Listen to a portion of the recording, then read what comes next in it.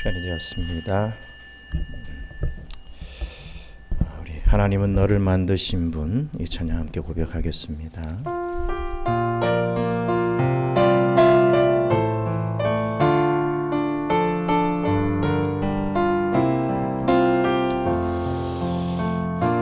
하나님은 너를 만드신 분, 너를 가장 많이 알고 계시며, 하나님은 너를 만드신 분, 너를 가장 깊이 이해하신단다.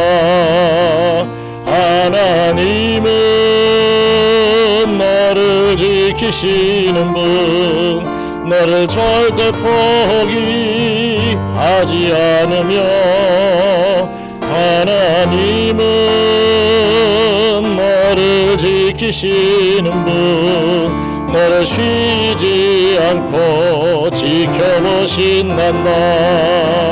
그의 생각 셀 수 없고, 그의 자비 무궁하며, 그의 성실 날마다 새롭고, 그의 사랑 끝이 없단다. 하나님은 너를 원하시는 분, 이 세상 그 무엇 그 누구보다 하나님은 너를 원하시는 분, 너와 같이 있고 싶어 하신단다. 하나님은 너를 인도하는 분, 광야에서도 폭풍 중에도 하나님은 너를 인도하는 분, 푸른 초장으로 인도하신단다. 그의 생각 셀 수 없고, 그의 자비 무궁하며, 주의 성실 날마다 새롭고, 그의 사랑 끝이 없단다. 우리 다시 한번 고백합니다. 하나님은 너를 만드신 분, 너를 가장 많이 알고 계시며, 하나님은 너를 만드신 분, 너를 가장 깊이 이해하신단다. 하나님은 너를 지키시는 분, 너를 절대 포기하지 않으며, 하나님은 너를 지키시는 분, 너를 쉬지 않고 지켜보신단다. 그의 생각 셀 수 없고, 그의 자비 무궁하며, 그의 성실 날마다 새롭고, 그의 사랑 끝이 없단다. 하나님은 너를 원하시는 분, 이 세상 그 무엇 그 누구보다 하나님은 너를 원하시는 분, 너와 같이 있고 싶어 하신단다. 하나님은 너를 인도하는 분, 광야에서도 폭풍 중에도 하나님은 너를 인도하는 인도하시는 분 푸른 초장으로 인도하신단다. 그의 생각 셀 수 없고 그의 자비 무궁하며 그의 성실 날마다 새롭고 그의 사랑 끝이 없단다. 그의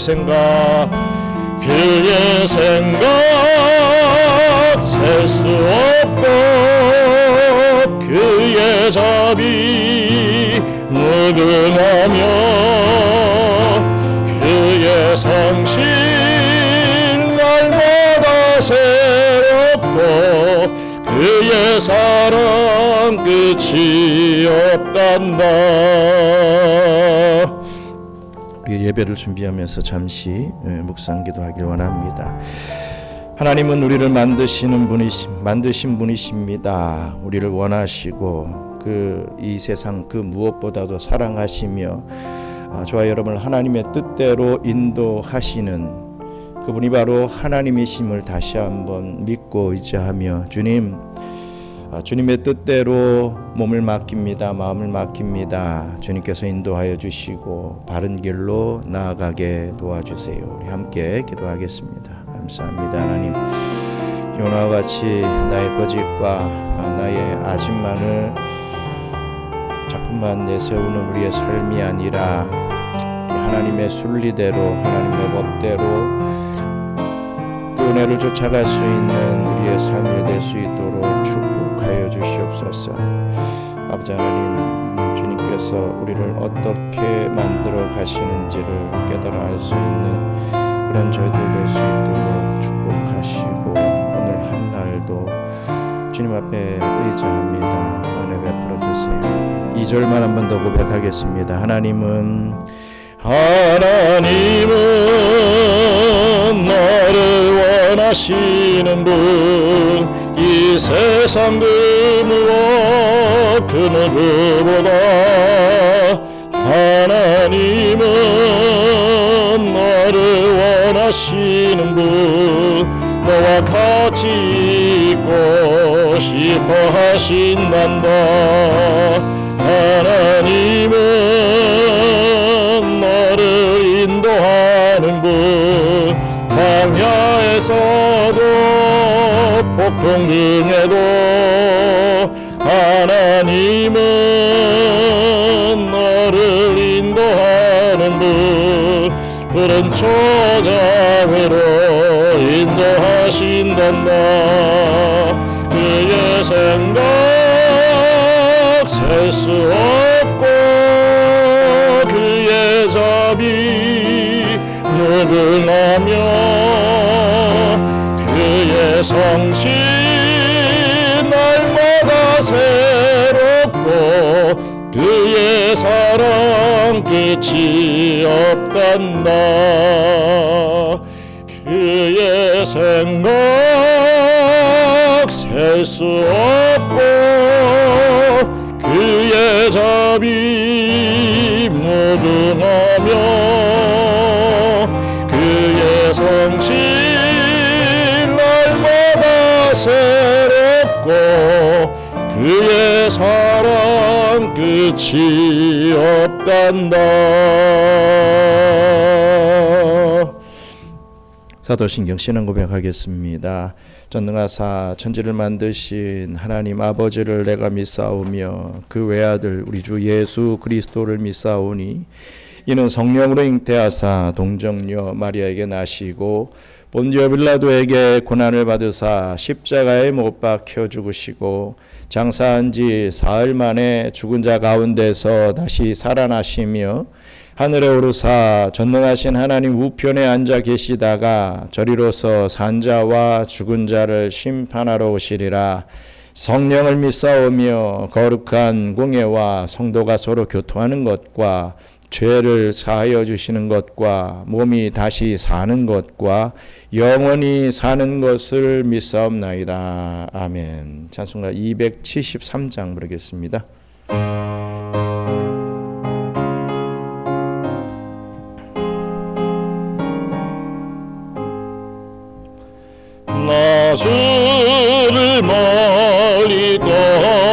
왔다 이제 옵니다. 나 죄의 길에 시달려 주여 옵니다. 나 이제 왔으니 내 집을 찾아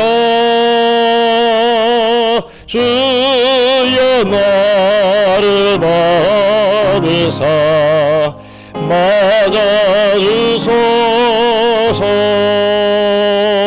그 귀한 세월 보내고 이제 옵니다. 나 뉘우치는 눈물로 주여 옵니다. 나 이제 왔으니 내 집을 찾아 주여 나를 받으사 맞아주소서. 나 죄에 매여 고달파 이제 옵니다. 주 크신 사랑 받고자 주여 옵니다. 나 이제 왔으니 내 집을 찾아 주여 나를 받으사 맞아주소서. 이 병든 마음을 고치려 이제 옵니다. 큰 힘과 소망 바라고 주여 옵니다. 나 이제 왔으니 내 집을 찾아 주여 나를 받으사 맞아주소서. 나 바랄 것이 무엇인가 우리 주 예수 날 위해 죽임 당하시 믿고 옵니다. 나 이제 왔으니 내 집을 찾아 주여 나를 받으사 맞아주소서.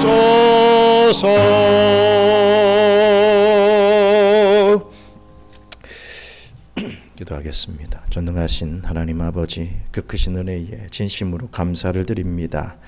하나님의 오묘하신 구속사 계획 속에서 저희를 이미 택하여 주시고 생명책에 기록된 한 사람 한 사람을 때가 되어 불러주심에 감사합니다. 예수 그리스도께서 보이신 그 거룩한 본을 따라 저희를 하나님의 양자로 삼아 변화시켜 가시는 그 놀라운 사랑 또한 찬양합니다. 주님, 지난 3일간의 삶을 돌이켜보며 회개하기를 원합니다. 성령의 법을 온전히 따르지 못하고 육신의 소욕에 이끌려 실족하고 실패했던 순간들이 많았습니다. 이 시간 저희의 부족함을 주님 앞에 자복하오니 용서하여 주시옵소서. 저희의 모든 죄악을 십자가 뒤로 감추어 도말하여 주시고 내게 주신 자 중에 하나도 잃어버리지 아니한다 약속하신 주님의 날개 아래 저희를 다시 품어 주시옵소서. 이제는 어제보다 더 거룩한 경건의 삶을 살게 하시고 남은 평생 예수님을 닮아가는 성화의 진보를 이루는 복을 누리게 하여 주시옵소서. 이 복된 예배의 자리에 나온 우리 경양의 성도들을 위로하여 주시옵소서. 세상이 줄 수 없는 하늘의 평안으로 저희를 안아주시고 세상의 모든 근심과 걱정을 십자가 앞에 내려놓게 하옵소서. 특히 갈수록 어려워지는 이 경제 상황 속에서도 인내하며 일터를 지키는 성도들의 기업과 직장 그리고 가정을 지켜주시고 복을 내려 주시옵소서. 어려움 앞에서 이스라엘 백성처럼 원망하는 어리석음을 범하지 않게 하여 주시옵소서. 모든 상황이 선하신 하나님의 섭리 안에 있음을 믿게 하시고 고난조차 저희를 바르게 세우기 위한 과정임을 신뢰하며 끝까지 인내로 승리하게 하옵소서.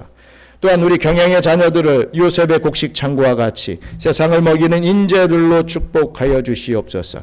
아이들이 하나님의 말씀을 가까이 하며 자신의 인생을 위해 기도할 줄 아는 믿음의 세대가 되어서 요셉처럼 이 세대를 살리는 축복의 통로가 되게 하여 주시옵소서. 선교제 교회들과 특별히 이전을 준비 중인 제스막교회를 기억하여 주시옵소서. 모든 이전 과정이 하나님의 은혜 속에서 안전하고 순조롭게 진행되며 그곳이 생명을 살리는 거룩한 터전으로 든든히 서게 하여 주시옵소서. 이제 선포될 말씀을 위해 간구합니다. 부족한 종을 단 위에 세우셨사오나 주님의 성령 함께하여 주시어서 선포되는 말씀을 통해 우리 영혼이 살아나며 삶의 답을 찾는 역사가 일어나게 하옵소서.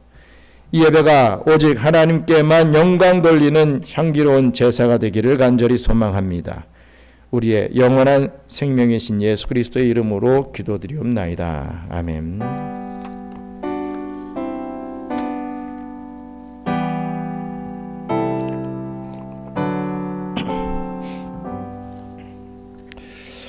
하나님의 말씀 요나서 1장 1절로 4장 11절까지의 말씀입니다.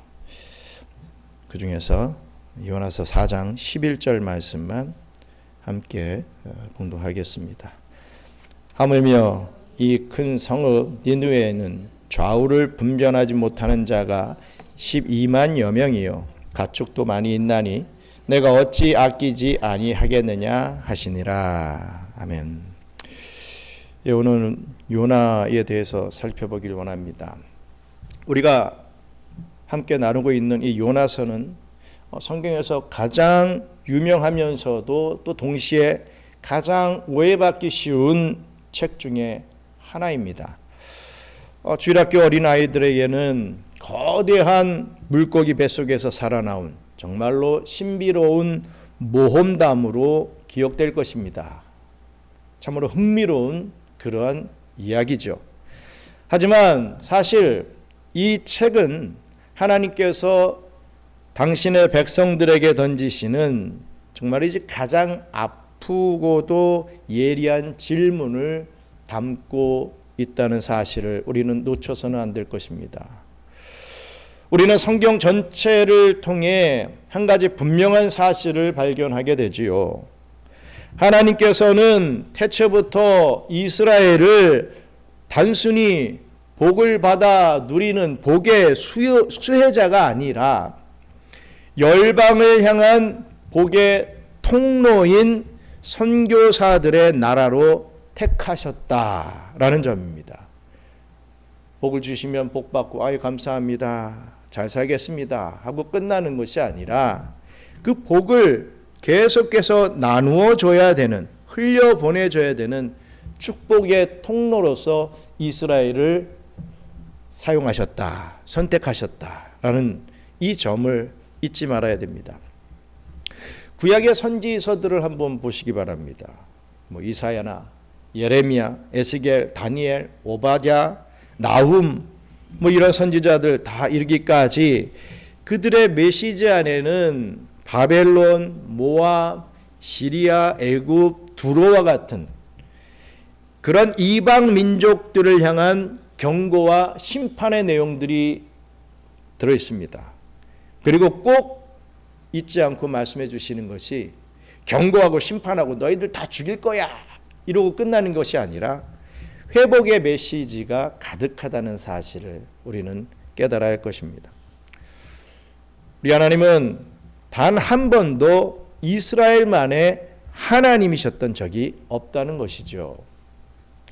그런데 오늘 본문에 등장하는 이 요나는 이 이방을 향한 하나님의 마음을 가장 극적으로, 그러나 가장 부정적인 방법으로 보여주었던 인물입니다. 요나는 곧 이스라엘의 교만과 또 이 폐쇄성을 인격화한 인물이죠. 요나를 통해서 이스라엘 백성들이 이러한 마음가짐과 이러한 삶을 살고 있다라는 것을 보여주고 있다는 것입니다. 그렇다면 오늘날 우리 그리스도인들과 오늘날의 이 교회의 모습은 어떠해야 하겠습니까? 오늘날 우리 역시도 잃어버린 영혼을 향한 하나님의 타오르는 그 갈망보다는 나의 안락함과 우리만의 리그에 갇혀 있지는 않습니까? 이 사람을 전도하면 앞으로 어떻게 될까? 이 사람을 또 어떻게 전도하면 다른 사람이 어떻게 생각할까? 나에게 무슨 유익이 있을까? 이런 어떤 생각들이 앞서게 된다는 거죠. 오늘 이 요나의 이야기를 통해서 하나님께서 우리를 어떻게 부르시고 우리의 불순종을 어떻게 다루시는지 한번 깊이 있게 상고하는 복된 시간이 되기를 주님의 이름으로 축원합니다. 먼저 첫째로 요나에게 첫 번째 선교의 부르심이 있었다는 거죠. 피할 수 없는 하나님의 시선들을 우리는 볼 수가 있습니다. 하나님의 말씀이 아미떼의 아들 요나에게 임하였다라고 성경은 말씀합니다. 요나서 1장 1절로 2절 말씀 같이 읽겠습니다. 여호와의 말씀이 아미떼의 아들 요나에게 임하니라 이르시되 너는 일어나 저 큰 성읍 니느웨로 가서 그것을 향하여 외치라. 그 악독이 내 앞에 상달되었음이니라 하시니라. 아멘. 잘 아시다시피 요나라고 하는 사람은 북이스라엘 여로보암 왕 2세 때의 선지자였습니다. 여로보암 2세는 가장 성장하고 부흥했던 그 시대죠. 당시 북이스라엘은 영토를 회복하여 번성하고 있었습니다. 하지만 동시에 이 대륙에 있는 이 아수르라고 하는 거대한 제국의 위협 아래에 있었죠.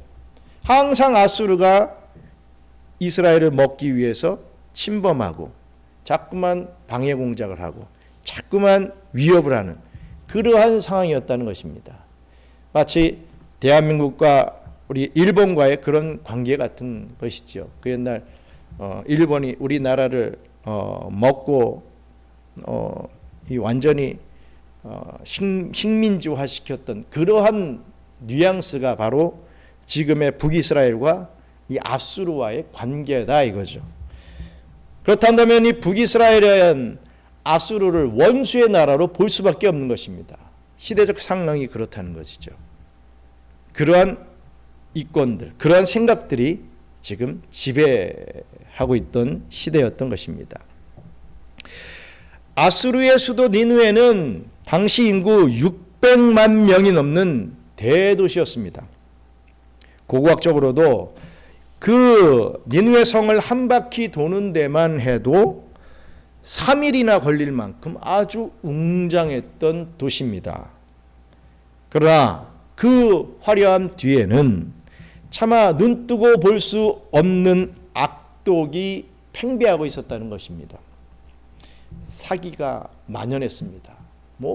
툭하면 폭력이 문란하게 일어났습니다. 우상 숭배는 당연하지요.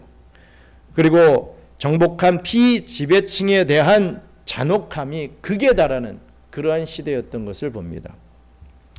하나님은 그들의 죄악을 간과하지 않으셨고 요나를 그 심판의 메신저로 택하셨던 것입니다.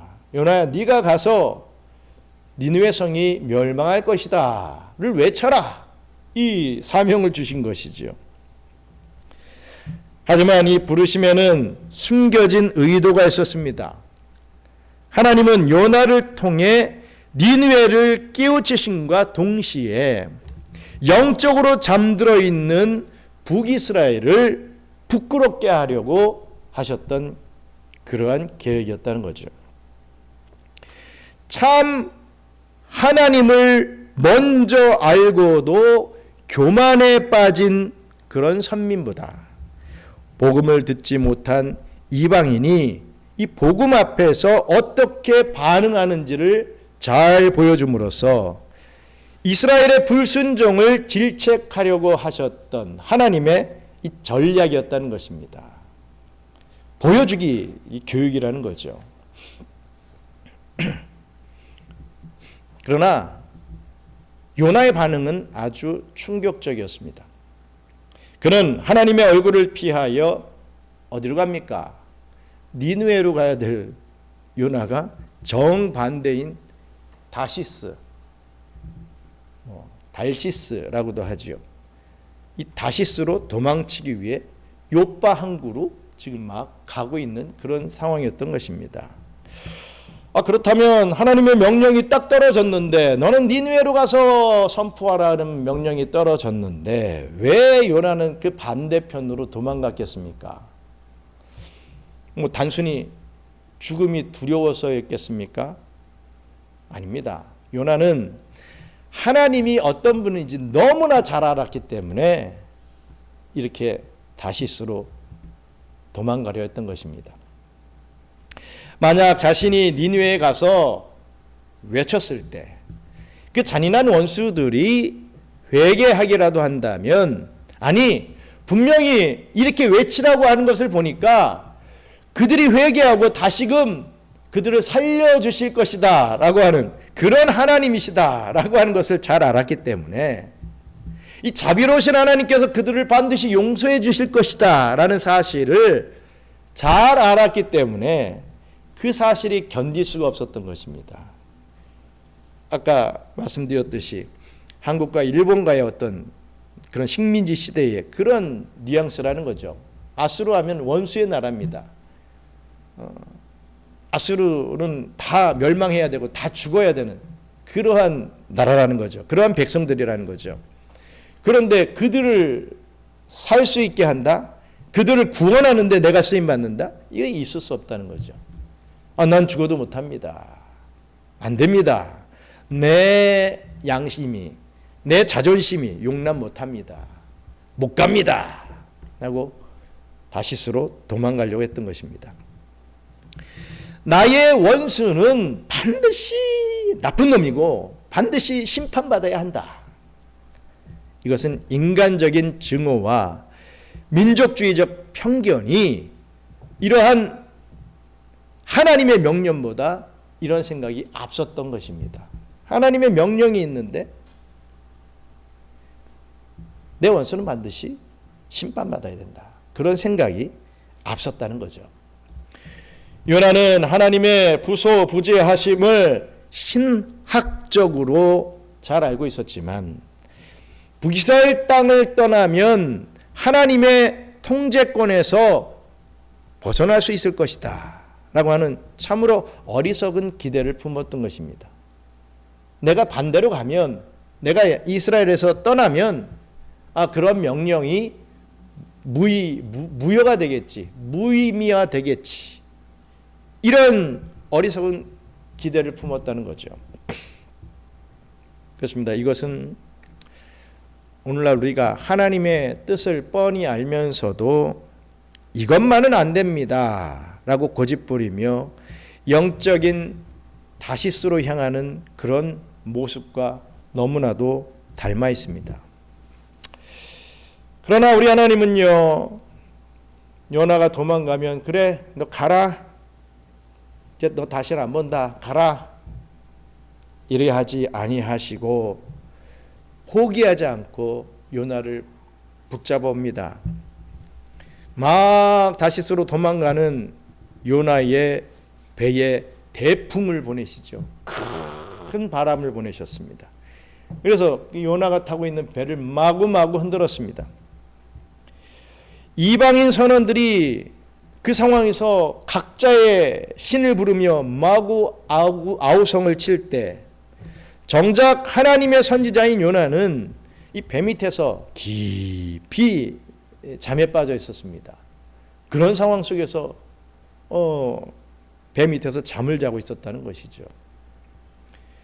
영적으로 무감각해진 자의 전형적인 모습을 잘 보여주고 있습니다. 결국 이방인 선장이 마지못해 요나를 깨우죠. 그러면서 네 하나님께 구하라 라고 하는 책망을 합니다. 너도 네 하나님 앞에 구하라 이거죠. 가만히 생각해보면 얼마나 수치스러운 일입니까?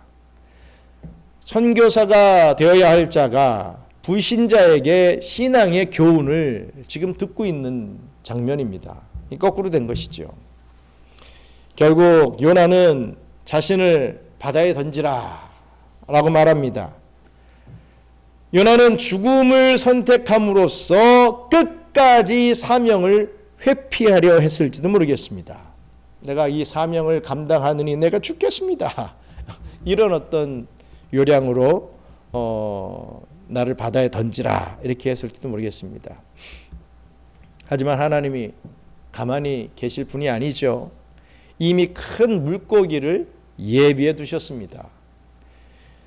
요나는 차가운 물속에서 이제 나는 빠져서 끝났구나, 이제 끝이 나겠구나, 나는 끝났구나 이렇게 알았는데, 그렇게 생각을 했는데 물고기 뱃속이라고 하는 철저한 격리 장소에서 비로소 하나님과 단둘이 맞이하게 됩니다. 그 캄캄한 3일 동안 요나는 아주 진하게 두 가지를 배우게 되죠. 그 첫 번째는 온 우주의 주권이 하나님께 있다. 하나님은 절대 주권의 하나님이시다.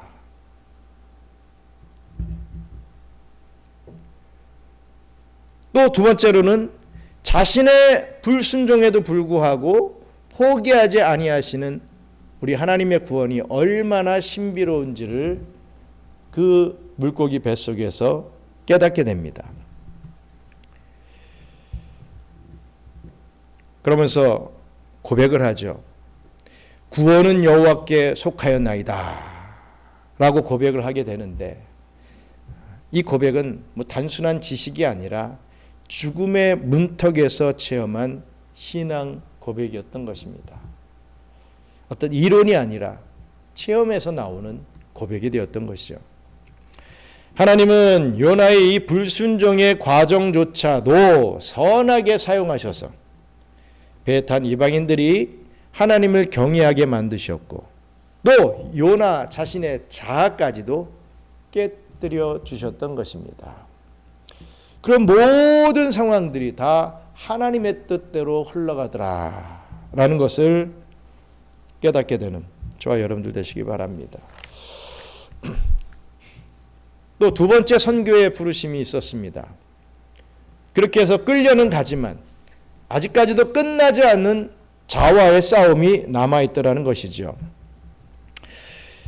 물고기 뱃속에서 나온 요나에게 하나님의 말씀이 또 두 번째로 임하게 됩니다. 요나서 3장 1절 2절 함께 읽겠습니다. 여호와의 말씀이 두 번째로 요나에게 임하니라. 이르시되 일어나 저 큰 성읍 니느웨로 가서 내가 내게 명한 바를 그들에게 선포하라 하신지라. 아멘. 일어나 저 큰 성읍 니느웨로 가라. 그리고 너에게 말씀하고 있는 이 말씀을 선포해라 라고 하는 사명을 다시 한번 주시죠. 이랬으니까 뭔가 좀 바뀌어가지고 좀 다른 방법으로 뭘 해보자, 이게 아닙니다. 하나님은 딱 뜻을 세우시면 변함없이 그냥 가시는 분입니다. 일어나 저 큰 성읍 니느웨로 가라. 그리고 말씀을 선포하라. 이 첫 번째 말씀을 주실 때와 다름없는 말씀을 또 주고 계십니다. 어찌됐든 하나님은 실패한 종에게 다시 기회를 주시는 은혜의 하나님이심을 우리는 다시 한번 깨닫게 됩니다. 이 음성 앞에, 이 명령 앞에 요나는 어떻게 합니까? 결국에는 어찌됐든지 순종합니다. 그러나 그 요나의 순종은요, 반쪽짜리 순종이었습니다.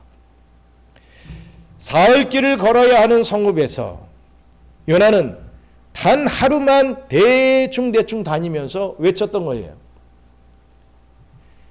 40일이 지나면 니느웨가 무너진다 라고 건성건성 외쳤습니다. 왜 무너지는지, 어떻게 하면 너희가 살 것이다, 이런 어떤 자세한 설명도 없고 그냥 마지못해서 40일이 지나면 니느웨가 무너진다, 이 정도의 말씀만 외치고 다녔던 것입니다. 3일을 돌아도 다 못 도는 그 큰 성읍을 하루 정도 휘 돌면서 겉핥기 하면서 그렇게 대충 외쳤던 것이죠. 그의 메시지에는 사랑도 없었습니다. 간절함도 없었죠. 그저 의무감에 던진 짧은 경고였던 것입니다. 그런데 놀라운 일이 벌어집니다. 이런 성의 없는 설교를 듣고 니느웨 전체가 발칵 뒤집힌 거예요. 왕부터 짐승에 이르기까지 베옷을 입고 금식하며 회개하는 역사가 벌어집니다. 정말 이제 구약 성경 전체를 통틀어서 이토록 완벽하고 거룩한 부흥이란 없을 것입니다. 그렇습니다. 선지자가 능력이 있어서 역사가 이루어지는 게 아니라는 거죠. 설교의 능력이 좋아가지고 감동을 받고 사람이 변화하고 이런 게 아니라는 것입니다. 말씀 자체가 능력이 있다는 것입니다. 우리가 그걸 믿어야 됩니다. 똑같은 설교를 A라고 하는 사람은 이게 맛깔나게 설교를 하고 이해가 쉽게 설교를 하니까 은혜를 받고 도전을 받고, 똑같은 설교인데 좀 딱딱하고 좀 어눌하게 그런 모습으로 설교를 하면 은혜 못 받고 다시는 안 보려고 그러고, 우리의 마음 자세가 그러면 안 된다는 것입니다. 그 누가 설교를 하든 그것이 정말 하나님의 진리의 말씀이라면 나에게 은혜가 있고 도전이 된다. 그러한 마음밭을 가지고 우리가 말씀을 들어야 되는 것이죠. 요나 선지자도 뜨거움 가지고 한 거 아닙니다. 어쩔 수 없이 마지못해 해야만 하니까. 그런데 구약 성경 전체를 통틀어서 완벽한 부흥, 거대한 부흥이 일어나게 되었던 거죠. 말씀드렸지 않습니까? 이 니느웨가 엄청난 도시인데 그 도시의 모든 사람들이 다 회개의 자리로 나왔다는 겁니다. 왕까지, 왕부터 모든 사람들이 회개했다. 이건 우리가 그냥 그렇다더라 들으니까 아무런 감흥이 없을지 몰라도 이건 대단한 말씀의 역사가 일어난 것이죠. 그런데 문제가 또 생깁니다. 보통의 선지자라면 이 광경을 보고 감격하여 하나님을 찬양했을 것이 맞습니다. 그렇게 해야지요. 그런데 요나는요, 매우 싫어하고 성내며 하나님 앞에 따지고 드는 모습을 보여줍니다. 뭐라고 합니까? 주여, 내가 이럴 줄 알았습니다. 이렇게 얘기하는 거예요. 내가 이럴 줄 알고 다시스로 도망가려고 했던 거 아닙니까? 내가 이 꼴 보기 싫어서 그냥 다 내려놓고 도망가려고 했던 거 아닙니까? 그런데 굳이 저를 잡아오셔가지고 말씀을 선포하게 해가지고, 그것도 내가 간절히 선포하지도 않고 대충 선포했는데, 믿어라! 뭐 믿거나 말거나 뭐 이러면서 선포했는데 어찌 이러한 역사가, 엄청난 부흥의 역사가 일어날 수 있습니까? 이 너무하신 거 아닙니까? 네, 이럴 줄 알았습니다. 이렇게 따지고 들었습니다. 주님은 은혜로우시고 자비로우셔서 뜻을 돌이키실 줄 내가 진적 알았기에 이게 도망갔던 것입니다. 에이, 이제 차라리 내 생명을 거두어 주세요. 내가 이걸 보느니 내가 죽는 게 낫겠습니다. 나를 죽여주세요. 이렇게 하나님 앞에 따지고 드는 것이죠. 요나의 신앙은 철저히 자기중심적이었습니다. 그는 이스라엘의 회복에는 열광했지만 이방의 구원에 있어서는 분노했던 사람이었죠. 하나님의 은혜가 내 편에게만 임할 때는 축복이지만 내가 싫어하는 이들에게 임할 때는 불의라고 생각했던 것입니다. 요나는 성읍 동편에 초막을 짓습니다. 거기서 딱 앉아서, 다시 말해 텐트 하나 딱 짓고서, 동산 꼭대기에 올라가지고 텐트 하나 짓고서 거기에 딱 앉았습니다. 혹시라도 40일 후에 불이 내려 도시가 망하지 않을까 하는 기대를 품고 지켜보고 있었던 것입니다. 그의 마음은 여전히 심판의 불길을 기다리는 잔인함에 머물러 있었던 것이지요. 우리 하나님은 이러한 옹졸한 요나를 시각교제를 통해서 가르치고 계시는 것을 봅니다. 뜨거운 햇볕 아래 고통받는 요나를 위해 박넝쿨 하나를 준비해서 그늘이 되게 만들어 주셨습니다. 우리 필리핀도 뭐 우기 때는 조금 아니지만 우기 때도 좀 그렇죠. 어쨌든 쨍쨍 이 땡볕에 그냥 앉아 있으면 견딜 수가 없습니다. 하지만 나무 그늘이라도 딱 있으면 선선함을 느끼는 것 우리가 다 경험하지 않습니까? 지금 요나도 딱 그러한 기분을 경험하게 된 것입니다. 박넝쿨 때문에 시원함을 느끼게 됐다. 고통이 줄어들었다. 이거죠. 요나는 이 작은 편안함에 매우 기뻐합니다. 그러나 이튿날 새벽에 우리 하나님이 벌레를 보내셔서 이 박넝쿨을 시들게 만들게 하십니다. 그러자 요나는 나를 시원하게 했던 박넝쿨이 없어지자 다시 죽고 나 죽여주세요. 다시 죽고 싶습니다. 막 또 화를 냅니다. 하나님 앞에. 이때 하나님께서 요나의 심장을 찌르는 마지막 질문을 던지시지요. 참으로 중요한 말입니다. 요나서 4장 10절로 11절 함께 읽겠습니다. 여호와께서 이르시되 내가 수고도 아니하였고 재배도 아니하였고 하룻밤에 났다가 하룻밤에 말라버린 이 박넝쿨을 아꼈거든. 하물며 이 큰 성읍 니느웨에는 좌우를 분별하지 못하는 자가 12만여 명이요 가축도 많이 있나니 내가 어찌 아끼지 아니하겠느냐 하시니라. 아멘. 지금의 요나의 관심은 오직 자신의 그늘, 박넝쿨 이거에만 했었습니다. 그냥 내가 시원하면 기쁘고 내가 불편하면 하나님을 원망했죠. 그러나 하나님의 관심은 죽어가는 생명에 있었던 것입니다. 요나는 하찮은 식물 하나가 사라진 것에는 마구 분통을 터뜨리면서도 12만 명의 영혼이 영원한 지옥 형벌로 달려가는 것에는 눈물 한 방울 흘리지 않았던 것입니다. 이 요나의 침묵으로 끝나는 이 요나서의 결말은 이 주님의 말씀 이후에 아무런 결말도 없이 요나가 이렇게 해서 다시 니느웨로 들어가서 회개하는 사람들을 위해서 기도해 줬다더라. 복음의 말씀을 전했다더라. 아니면 뭐 대려 또 화가 나가지고 바로 본국으로 돌아갔다더라. 뭐 이런 얘기 없이 그냥 결말 없이 끝나버립니다. 이렇게 요나의 침묵으로 끝나는 요나서의 결말은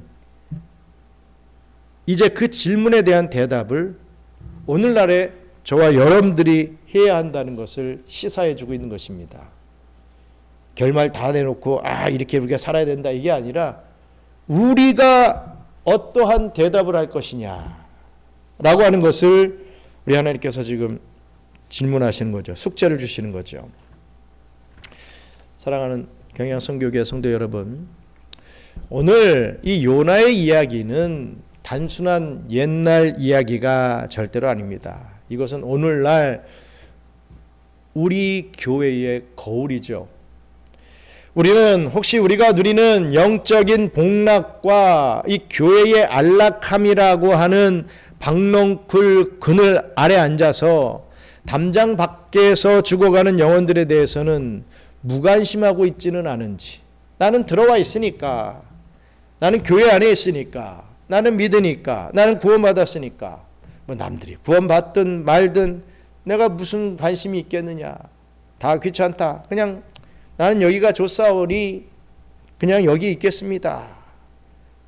이렇게 생각하며 우리가 신앙의 삶을 살고 있지는 않은지 물어봐야 된다는 거죠. 내가 좋아하는 사람, 내 마음에 드는 사람에게만 복음의 문을 열고, 내가 불편해하는 이들이나 소외된 자들이 하나님께로 돌아오는 것에는 냉소적인 태도를 보이고 있지는 않은지 우리가 항상 우리를 되돌아봐야 할 것입니다. 하나님은 요나를 부르셨듯이 오늘날 저와 여러분들을 부르십니다. 우리의 편견을 깨뜨리시고 우리의 이기적인 안락함을 버리라고, 그리고 하나님의 눈물이 머무는 그곳으로 가라고 계속해서 말씀하시죠. 우리 주 예수 그리스도를 한번 생각해 보시기 바랍니다. 우리 주님은 요나보다 더 큰 자로서 우리라고 하는 니느웨를 구원하시기 위해 하늘 영광 보좌로 도망치지 아니하시고, 뭐 우리가 예표한다면 다시스로 도망가지 아니하시고, 오히려 십자가라고 하는 거친 바다에 자신을 던지셨습니다. 그리고 사흘 만에 부활하셔서 우리에게 영원한 생명을 주신 분이 바로 우리 예수님이십니다. 누가복음 5장 51절 말씀 함께 봉독하겠습니다. 예수께서 승천하실 기약이 차감해 예루살렘을 향하여 올라가기로 굳게 결심하시고, 이제 우리 주님께서 그 마지막이 다가오니까 도망가지 아니하시고 예루살렘을 향하여 내가 가겠다 결심하시고 올라가는 그런 모습을 보여주고 계신 것을 봅니다. 우리 예수님은 주저하지 않으셨다는 거죠. 주님은 우리를 아끼셨기 때문에 그 고난의 길을 가셨습니다. 그렇다면 이제 우리가 우리 주님이 가신 그 길을 따라가야 될 차례가 된 것이죠. 나의 우선순위가 무엇인지 생각하면서 바르게 정립할 수 있어야 될 것입니다. 내가 누리는 그늘이 얼마나 시원한가에만 매몰되지 말고 세상이 우리를 통해 복음을 얼마나 듣고 있는가를 고민할 수 있는 저와 여러분들 되시기 바랍니다. 주저하는 선지자 요나의 모습에서 벗어나서 하나님의 긍휼한 마음을 품고 세상을 향해 나아가는 저와 여러분들 되시기를 주님의 이름으로 축원합니다. 우리 잠시 기도하기 원합니다.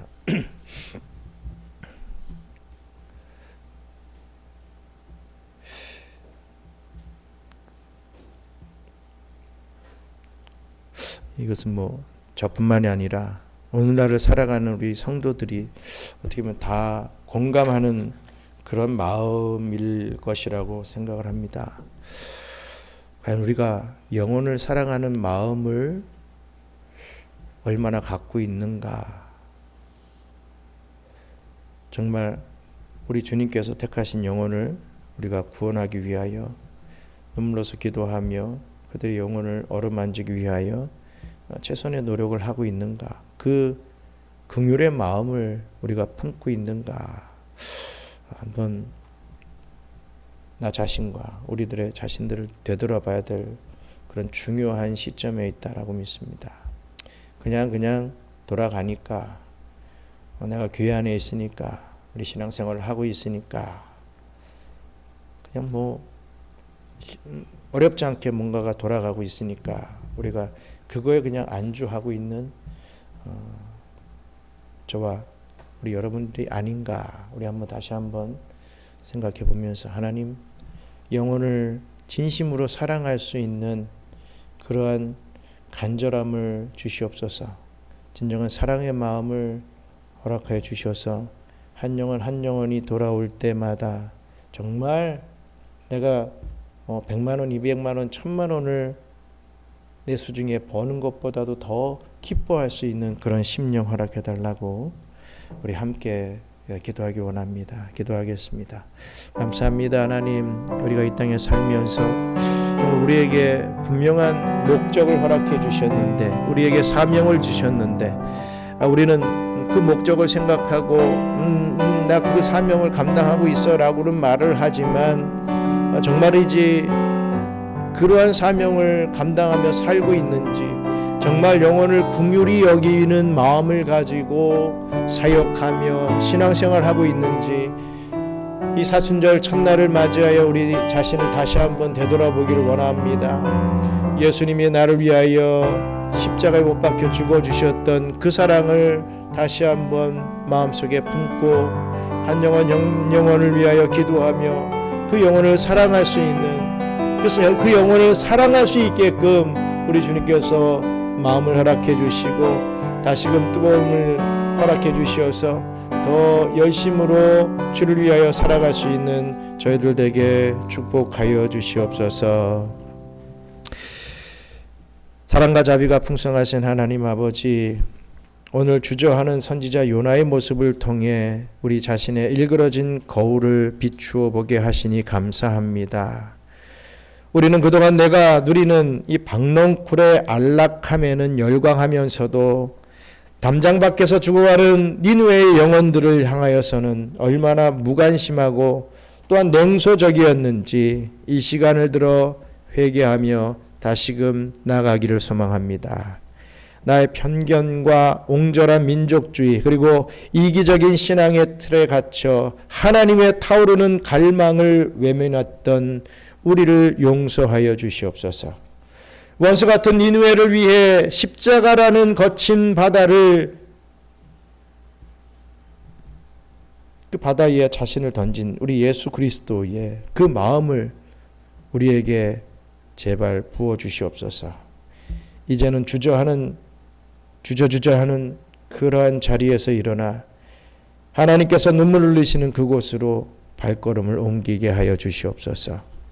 경양 선교계의 모든 성도들이 세상의 복을 독점하는 수혜자가 아니라 열방을 향해 흐르는 복의 통로가 되게 하시고 우리의 삶을 통해 하나님의 긍휼이 온 땅에 전파되는 기쁨을 보게 하여 주시옵소서.